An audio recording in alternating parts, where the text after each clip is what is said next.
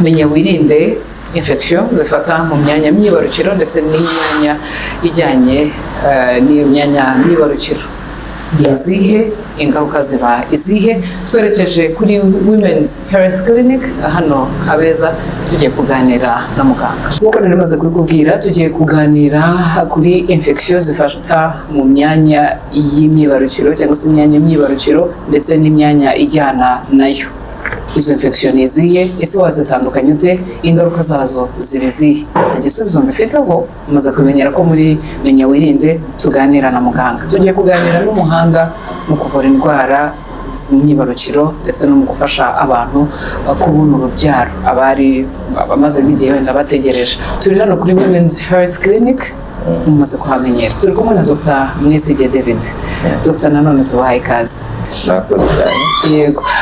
Ni izihe infection, iyo turimo kuvuga infection, ni izihe infection zishobora kuba zafata mu myanya y'imyibarukiro cyangwa se n'indi myanya nayo ifite aho ihurira n'imyanya myibarukiro? Murakoze cyane bibyo. Infection buriya zifata mu myanya myibarukiro ni nyinshi cyane, ziratandukanye, ni nyinshi kandi zirahari, kandi zigira ingaruka ku bategarugori n'abari. Ni byiza ko tuziganiraho uburyo bazirinda.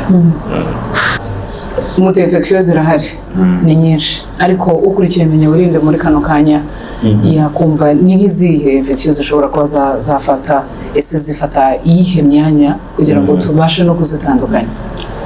Murakoze bibyo. Infection mu by'ukuri zirahari kandi zibasira abari n'abategarugori kenshi.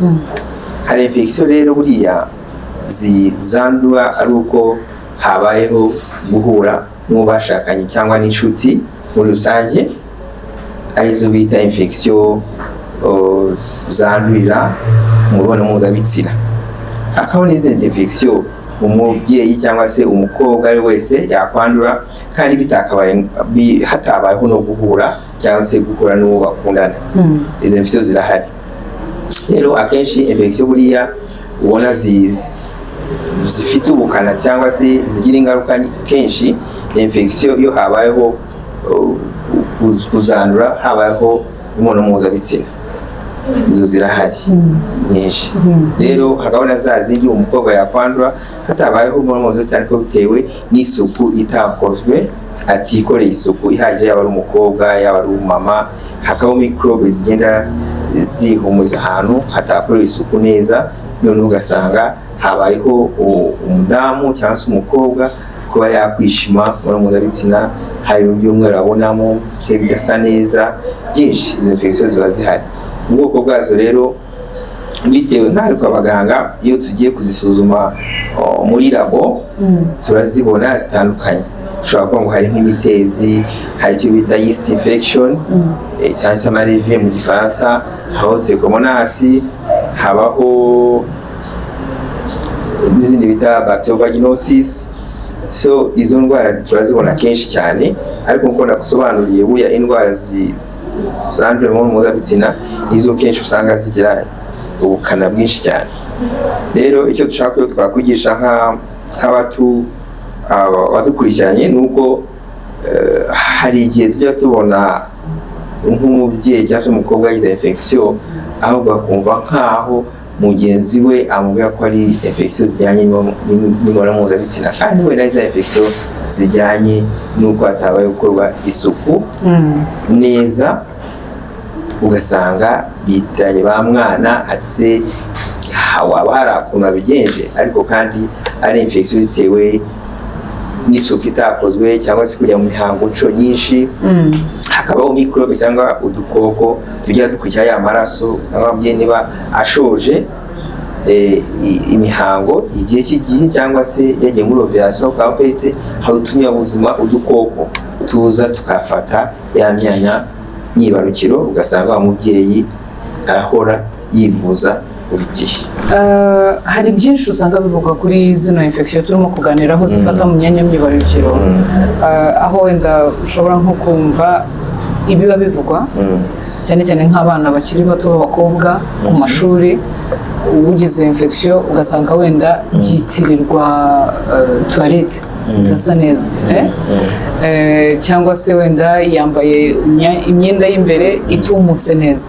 Nk'abaganga mwebwe musanga izi infection zitanduriye mu mibonano mpuzabitsina, izi infection zindi ziza zite?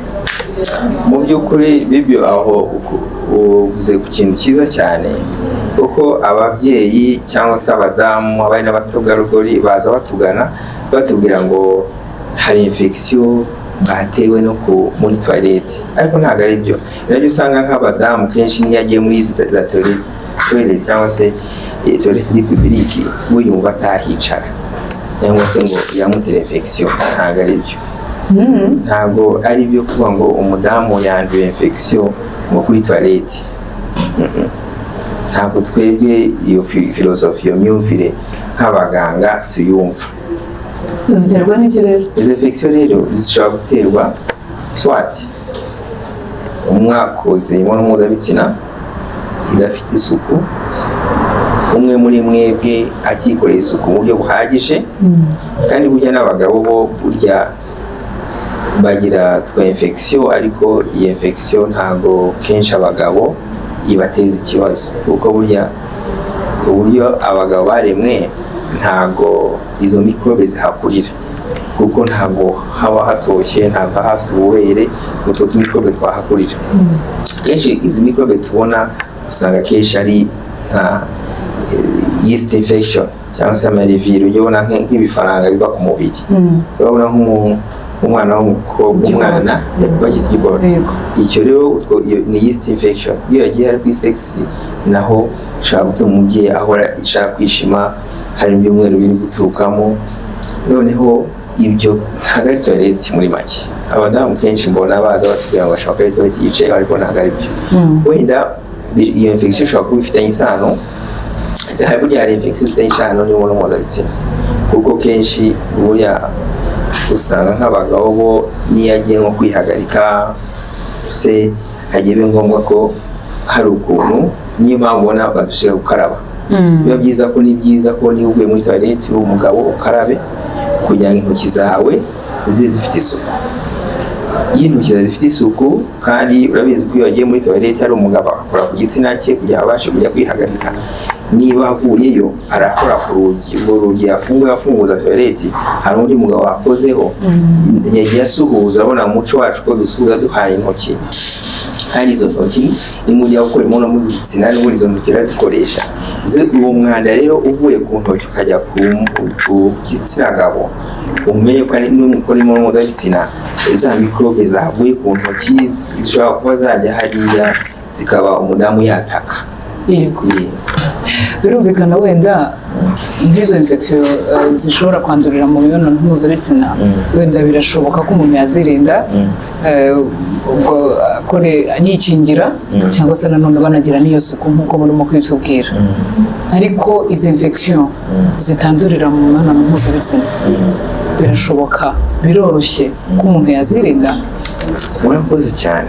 Izi infection zitandurira mu mibonano mpuzabitsina ni nazo kenshi usanga abategarugori n'abari bagira. Kuzirinda biroroshye rero, kenshi nk'uko ndagusobanura bisaba ko habaho gukaraba mu ntoki, yaba ari uruhande rw'umugabo, umugore, na mbere y'uko bagira icyo bakora bakikora isuku ihagije. Bakikora isuku ihagije, kuko ushobora kuba utakikoreye isuku. Burya kutikorera isuku nibyo usanga kenshi izo infection ushobora kuba wasanga. Urabyumva? Kenshi abadamu ni byiza ko bikorera isuku. Iyo yikoreye isuku,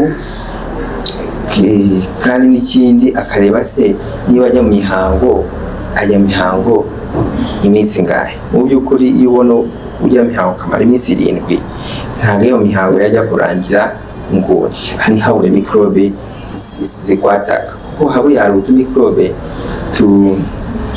tugenda dukurikiye imihango. Uko uva iminsi myinshi irenga 5, hari utumikrobe tuzagenda dukurikira ya maraso. So noneho imihango ajya kurangira ukaba wagira utu infection. Yes. Ikindi rero hari n'ubwoko bwo kuringaniza dufite, nk'ubu bwa family planning bwita sterile ushobora gukoresha kubera ko amaraso yayandi aba agaturukaho bwa nyuma aba adasa neza bigatuma ugira akantu ko kwishima cyangwa se n'impumuro itameze neza. Bisaba rero ko niba ugakoresha ugira isuku ihagije n'ikindi ukareba ngo ugaze muri control. Murimo muratubwira yuko umuntu wenda ashobora kuba yakwirinda birumvikana, ariko usanga kenshi turebe wenda nko kububatse usanga bitana ba mwana. Natubwiye muti hari igihe nyine nk'umugore usanga abwira umugabo ati nongera rwa infection kandi wenda no kubera wowe byaba biterwa n'iki, bituruka kuki, kandi noneho mwamaze no kudusobanurira yuko infection zose zitandurira mu mibonano mpuzabitsina, kugira ngo rero uku kwitana ba mwana ushire bitware bate? Aho ni ikibazo cyiza cyane bibyo. Buriya ni byiza iyo habayeho nk'icyo cya infection, ni byiza ko iyo baje kwa muganga mukaza kwa muganga tubasha kubimenya ko ari infection ishobora kuba zakwanduramo imibonano mpuzabitsina, ko birashoboka, cyangwa se tukamenya niba infection zitandurira mu mibonano mpuzabitsina. Kenshi njya numva ku maradiyo bivugwa ngo trichomonas. Ikintu ushaka kumvisha abanyarwanda batumva nuko ntabwo infection cyangwa se hariya mu mibonano mpuzabitsina, iyo mibonano mpuzabitsina cyangwa se mu myanya myibarukiro, ntabwo buri gihe niba wagize kwishima cyangwa se hari imyanda idasanzwe iza ntagiye uze ko ari trichomonas nk'uko bivugwa. Binashaka kugira ngo byumvikane, ntabwo buri gihe niba habayeho kwishima cyangwa se hari ibintu bidasanzwe bizamo ntabwo ari trichomonas nk'uko numva bivugwa. Oya, bishobora kuba ari microbe zisanzwe nk'amayisiti, ariko ntabwo bivuze ngo wa muntu yarwaye ya ndwara ijyanye n'iki imibonano mpuzabitsina. Oya, ibyo ndashaka kugira ngo habeho kubitandukanya. Umuntu wenda agize ibyago arwaye infection ntiyabimenya. Hari n'igihe yewe usanga n'abagenzi babo abantu bagirana inama bavuga bati niba urwaye infection nywa amazi ahagije, imyanda irasohoka ukire. Umuntu utivuje neza cyangwa se watinze kumenya ko arwaye infection byaba bigira ingaruka ki? Murakoze cyane, kuko buriya ni byiza ko abari n'abategarugori batwumva, cyane cyane abakobwa bakiri bato, nuko mu by'ukuri hari infection zo zifite ubukana, cyane cyane infection zitewe nuko habayeho guhura umugore n'umugabo cyangwa se n'inshuti, kandi izo zikagira ingaruka nko kubura urubyaro, kuko ya infection izava hariya mu gitsina gore izamuke ijyane yatake ya myanya ijyanye n'imyibarukiro. Iyo myanya rero hari icyo bita trompe cyangwa se imibontanga, infection irazamuka ugasanga habayeho kugorana mu gihe wa mwana w'umukobwa yifuje ko yakwibaruka cyangwa se gutwita. Ni byiza ko abatwumva cyangwa se abadukurikiranye nuko bamenya yuko buriya iyo habayeho gukora imibonano mpuzabitsina hakabaho kwandura infection zihera hano mu gitsina, noneho zikazamuka mu myanya yibarukiro ari nyababyeyi, noneho izi infection zikazazamuka zigatuma izi trompe cyangwa se imibonano yifunga. Murabizi ko buriya intangangabo ituruka hano ikazazamuka ikahura n'intangangore. Rero aya mayira yibasirwa cyane cyane ni infection. Niyo mpamvu dushishikariza abana b'abakobwa bakiri bato cyangwa se n'ababyeyi bifuza ko bakwagura bazabyara, ni byiza ko niba wakoze imibonano mpuzabitsina urebe ko ikozwe mu buryo bufite isuku. Cyakeneye nk'abana b'abakobwa batarashinga urugo, batafite adresse n'abagabo bafite aho bahuriye, ni byiza ko mwikorera isuku kugira ngo habeho kutagira kwandura izi infection, kugira ngo zitateza ikibazo mu myanya bijyanye n'imyanya myororokere, ugasanga amatrompe cyangwa se imibonano irifunze. Izi infection zirahari. Na za zindi infection twavuze ngo zitandura mu mibonano mpuzabitsina nazo iyo zibaye grave ntizivurwe nazo zishobora gutuma habaho ko zazamuka zikaba zagira icyo ziteza ariko ntabwo ari grave. Ikindi nshaka twumva bibyo ni ukumva ko burya igitsina cy'umukobwa cy'umudamu umwe mutegarugori kigomba gufatwa neza, nk'uko ujya ubona umudamu yisiga amavuta mu maso ari chimique ugasanga yahinduye uruhu, rwa ruhu rero ugasanga ntirukibasha kuba rwaproteja cyangwa se rwakwirinda kuko ya kamere ifite ukuntu yakuweho na ya mavuta. Noneho n'igitsina nacyo gifite ukuntu cyaremwe, gifite kamere ubwo Imana yakiremwe, kigomba kwirwanaho kikirinda infection cyangwa se izi microbe. None iyo habayeho kogeshamo amazi, amasabune, ibyo bintu bituma rwa ruhu rwo mu gitsina, rwa rundi Imana yaruhaye rucika. None ugasanga ntabwo vaje ikirinda izi microbe. Uzarebe buriya vaje n'ubundi urebye uburyo Imana yaremye iri ahantu hatuma ifite amahirwe menshi yo kuba hazamo izo microbe, ariko yirwanaho. Noneho rero wa muntu usanzwe usanga akoresha amasabune cyangwa se hari abakoresha nk'agakingirizo kenshi, buriya agakingirizo kenshi kabamo ya mavuta. Ayo mavuta rero mu gakingirizo nayo simvuze ngo ntigakoreshwa, ariko izi produit ayo mavuta barimo afite ukuntu yangiza, kuko ntabwo bavuga ngo urakoresha agakingirizo umwaka wose. Ayo mavuta yo atuma yangiza rwa ruhu ruri naturel. Ariko hariho n'abakoresha amasabune, hari n'abashyiramo za tampo zimaramo igihe, urabona nk'iterambere aramba ajya mu mihango. So ni byiza ko muri vaje ubundi nta kintu kigomba kujyamo kugira ngo wirinde rwa ruhu ruri naturel ruzajya rurwanya microbe. Yego. Ikiganiro cyacu n'umenya wirinde, akenshi nyine umuntu abasha kwirinda kubera ko hari amakuru yamenye. Bumwe mu buryo rero umuntu ashobora kuba yakwirindamo ni uko ari buze kumenya n'ibimenyetso by'indwara tuba turimo kuvugaho uyu munsi. Turimo turaganira kuri infection zifata mu myanya myibarukiro ndetse n'inzira zayo. Ngira ngo muraza no gukomeza mwigeze kutubwira kuri infection zishobora gufata mu myanya y'uruhago, ariko izi infection zose muri rusange zigira ibimenyetso bimwe. Umuntu uzirwaye wenda ntiziramurembya, ariko aha turimo kwanga yuko zazagera kuri za ngaruka mwatubwiye z'uko amatrompe ashobora kuba yakwifunga cyangwa se imiyoborantanga ikaba yakwifunga.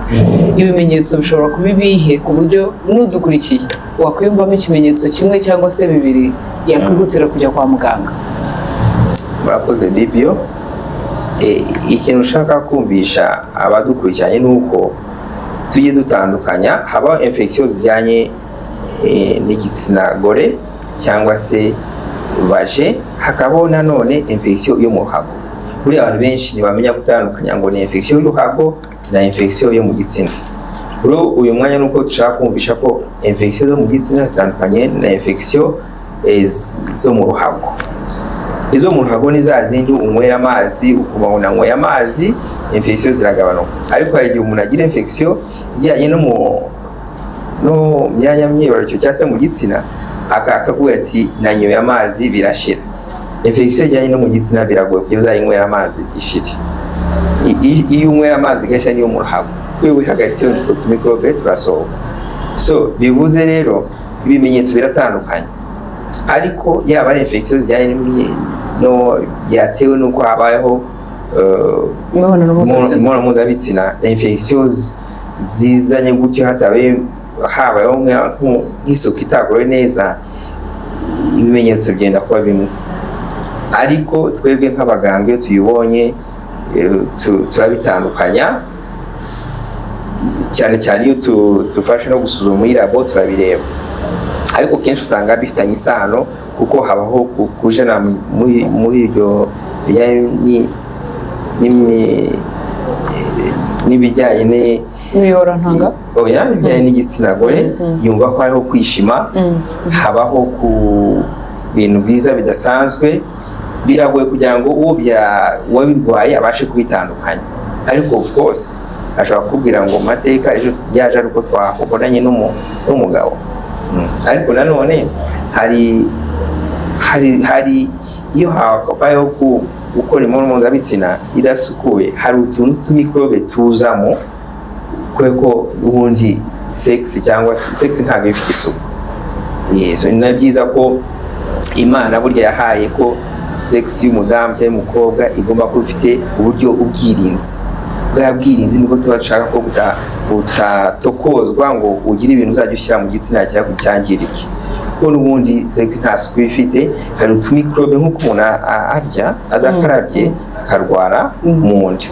Nahariya rero iyo habayeho guhura umugore n'umugabo cyangwa se umukobwa n'umusore, nta suku ihari ihagije, umudamu ni ubutake hahana. Nk'uko ubona intoki wariye utakarabye, igifu gikora iki gitaka, ukagira nka diare. No muri sex iyo habayeho guhura nta suku yakorewe, yaba ari umukobwa n'umumama, of course cya gitsina nicyo kiri gutaka. Mu bimenyetso mutubwiyemo ibyo abenshi wenda bazi nk'amaperte, umuntu ashobora kubona ko hari icyasohotse bidasanzwe. N'iryari n'iryari ibyo umuntu abonye bishobora kumubera impamvu yo kuvuga ngo wajya kureba muganga. Ese buri gihe niba agize icyo abona ni ukuvuga ko afite ikibazo cya infection? N'iryari rero yavuga ngo nkire kujya kwa muganga? Aho ni byiza cyane. Uzi ko buriya n'umuntu hari igihe arwara akagiripe ntajye kwa muganga mu minsi nk'itatu akaba arakize. Rero icyo nakubwiye burya iyo habayeho kwirinda vaje yawe ukayiporoteja neza, hari n'igihe ugira ako ka infection umubiri ukirwanaho. Yavaje igira acide, Imana yahaye acide yo kurwanya utwo dukoko. Rero hari igihe ugira nk'utuntu tudasanzwe duturuka mu gitsina, mu minsi mike ukabona turashize kuko umubiri wabashe kutwera imina kudukuraho. Ariko mu gihe ubonye haje impumuro idasanzwe, urishima, ukabona wicaye aho n'abantu bakwegera ukumva iyo mpumuro bayumva, ko burya hari n'umudamu ushobora kwegera ukibaza se bimeze gute. Icyo gihe rero ni wa wundi ushobora kugira nk'iyo soko itakorewe neza n'impumuro. Nk'uko ubona burya iyo utiborosheje mu kanwa ukavuga, umuntu ukwegera ashobora kumva impumuro iguturukamo.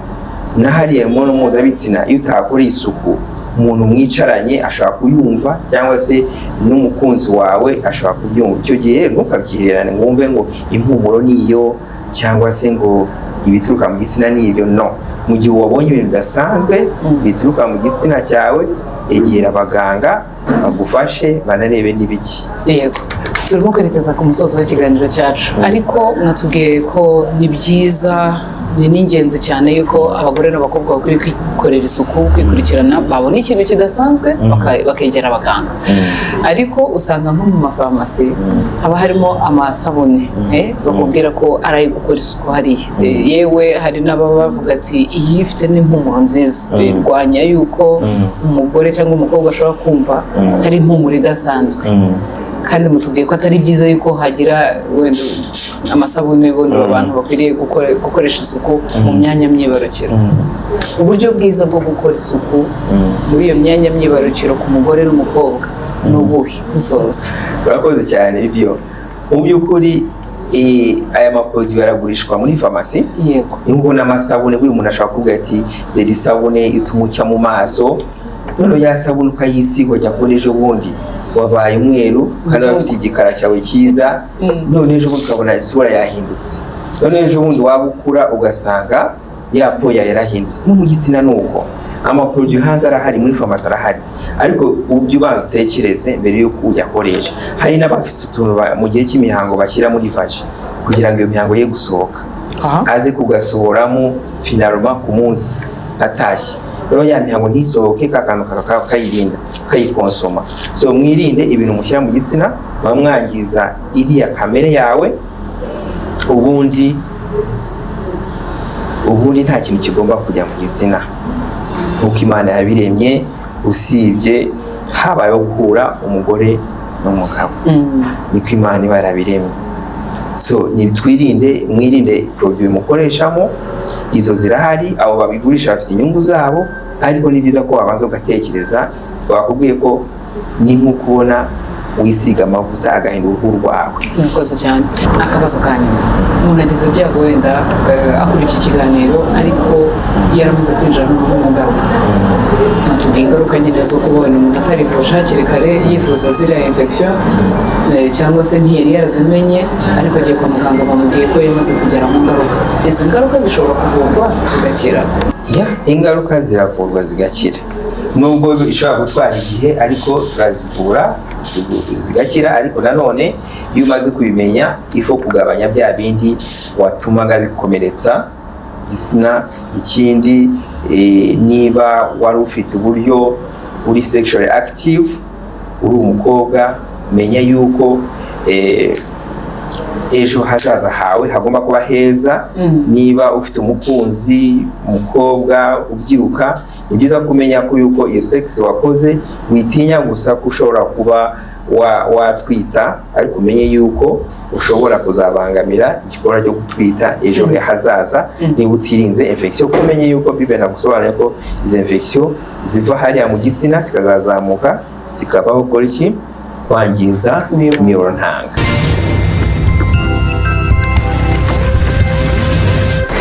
Bwiza inama za muganga, nyaboneka ngo niba hari ikintu kidasanzwe urimo kubona, nyarukira kwa muganga. Niba hari impumuro urimo kumva idasanzwe, nyarukira kwa muganga. Kandi twumvise ko zino infection zishobora kwandurira mu mibonano mpuzabitsina, ariko siko zose zandurira mu mibonano mpuzabitsina.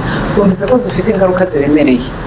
Ivuze, isuzumishe, ivuze, ntugategereze wenda kumva ko uri buze kugerageza abanywa amazi abagira gute, ibyo ngibyo ngo ntabwo bigufasha. Ikindi, umubyeyi kurikirana ko umwana yambara imyenda y'imbere yumutse imeze neza nyine ku buryo wenda bitari buze guteza ibibazo. Ikindi, twirinde gukorayo amasuku na ya masabune dukunze kwerekwa hirya no hino mu mafarumasi, ntabwo ari byiza. Ndabashimiye rero mwese twabanye, tumenye kandi twirinde izi infection. Kuzirinda birashoboka nk'uko muganga yabitubwiye. Ikiganiro Menya Wirinde, nawe utaha mwari kumwe nanjye Ingabire Eugenie Bibiyo, nafatanyije na mugenzi wanjye Gisa.